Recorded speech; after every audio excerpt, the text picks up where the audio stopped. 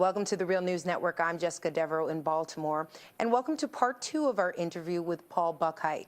Paul is a college teacher at DePaul University in Chicago. He's a writer for Progressive Publications and the founder and developer of social justice and educational websites like usagainstgreed.org. Thanks for joining us again, Paul.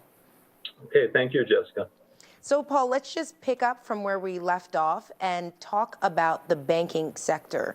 Many have linked the stock market crash of 2008 to the actual repeal of the Glass-Steagall Act. Can you talk a little bit more about the effect of deregulating banks, and what is the alternative, in your view, of that type of system?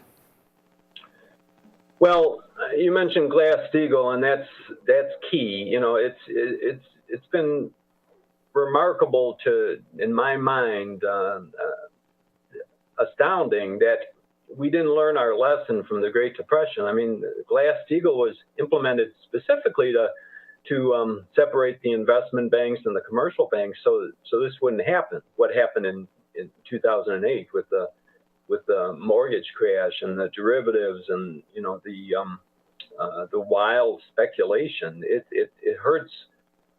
The great majority of Americans are hurt by the speculation in the financial industry and the banks, but they lobbied for repeal of Glass-Steagall and they got their way, and that was in the late 90s with Clinton, and it's hurt almost all of us. The only people it has not hurt are the banks, of course, the CEOs, the hedge fund managers, who are well positioned to make literally billions. I mean, think of that. You know, what used to be a pretty egalitarian society up until like 1980, it's been getting worse and worse. And now, in the last 10 years or so, we have, as Middle America has gone backwards, losing like 35% of its net worth, mainly in homes. We have individuals out there that are literally making billions of dollars a year. I mean, that's and it's all because, again, this deregulation. Now, I'm not totally, it might sound like it, but I'm not totally anti-capitalist. I think it can work if it's regulated, and I think the evidence shows over the last 30 years that that's exactly the case. That or over the last 100 years, that capitalism, if you don't regulate it, then greed takes over. I don't know if it's human nature, but that's how it works. Okay, and let's talk about your next point about prisons and the prison industry that has become increasingly more privatized. How does making a revenue-generating business of incarceration affect rehabilitation? Well, again, the current studies, the recent studies have shown that private prisons are not well managed. There's the profit incentive there, so their services are cut back. You know, the quality of the food and the prison conditions themselves. You know, the maintenance, the guard staff. You know, it's cut back as much as possible so that profits can be made, and that's not what. Prison is supposed to be about rehabilitation, about getting people prepared for society again. But with a private system, the incentive is to get more people into prison. Chris Hedges said that, or estimated that private companies make about $40,000 a year on an inmate. So of course they're going to try to fill the prisons and get as many as they can. So that ties in, sadly, to the whole, Michelle Alexander wrote about the new Jim Crow, you know, how drug arrests and now school to prison pipeline. There are more and more ways to get young people who haven't really done that much wrong, or maybe nothing wrong, you know, they're just in the wrong place at the wrong time, and they're getting stopped and frisked or accused of crimes, be put in jail. And even if it's just for a short time, you know, there's a lingering effect where a couple studies I've read have shown that once a kid is put into jail, even once, he or she is more likely to be a repeat offender because the stigma is there. You've been in jail, you know, but it all feeds the profits of the industry. Okay, let's change gears and look at education. We are seeing the continuing push for the school choice or a voucher system, essentially, that would be privatizing a sector that is considered to be a right, a public sector, which is education.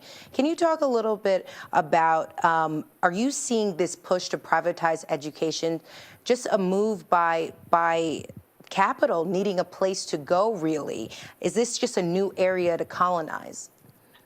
Well, yes. If there's any one area of these eight that bothers me the most, it's education, because the idea of taking of trying to view our children as products. That's basically what's happening, and that's just unconscionable. You know, that you can think of a child as a source of income, and it doesn't even work. I mean, the most famous, well-known study is from Stanford, the Credo study, which was done in 2009, and now 3 or 4 years later, it was updated, and it continues to show that charter schools and privatization in general does not work any better than the public system, and perhaps even not as well. And again, here in Chicago, it's, you know, with 50 schools being closed, and the same issue is in Philadelphia and other cities around the country.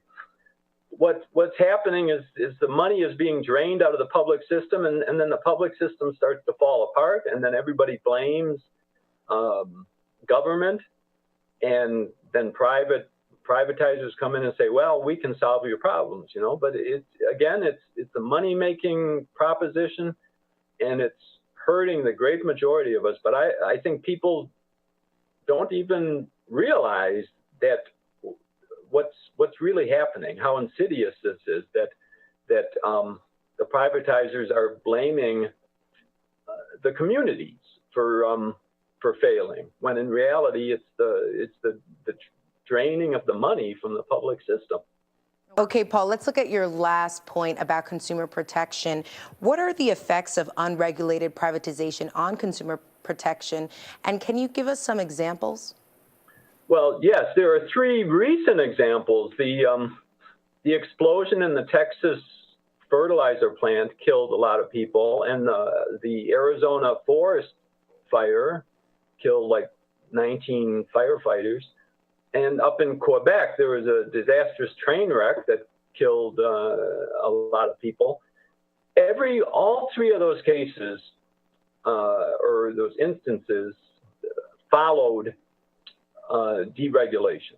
So, like the Texas fertilizer plant hadn't been inspected in like 25 years. In Arizona, the budget cuts, the sequester, caused a lot of firefighters and fire equipment to be cut back. And in Quebec, the same thing. You know, the rails were deregulated. So those are just 3 examples, but there's more. I mean, if you look at how important the FDA, the EPA, and FEMA, you know, Hurricane Sandy, how important it is to have these protection systems through public funding to help all of us, instead of just trying to provide profit for a few people and cutting back on everything else. The cutbacks are damaging our country, and it's only the